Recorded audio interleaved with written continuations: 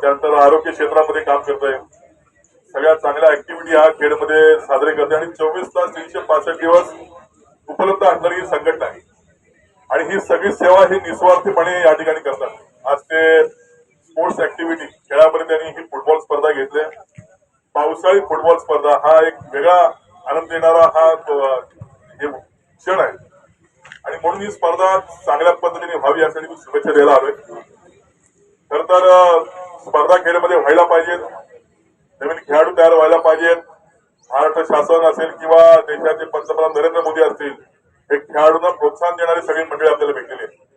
त्यामुळे या सगळ्या उदयमुख खेळाडूंमध्ये मी भविष्य बघतो, या आमच्या खेळचं बघतो, देशाचं बघतो आणि महाराष्ट्राचं बघतो.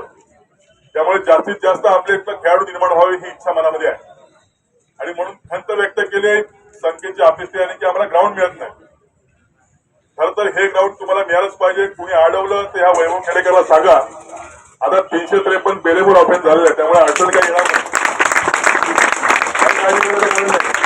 टाइम्स डिजिटलला लाईक करा, सबस्क्राईब करा, शेअर करा आणि बेल आयकॉन दाबायला विसरू नका.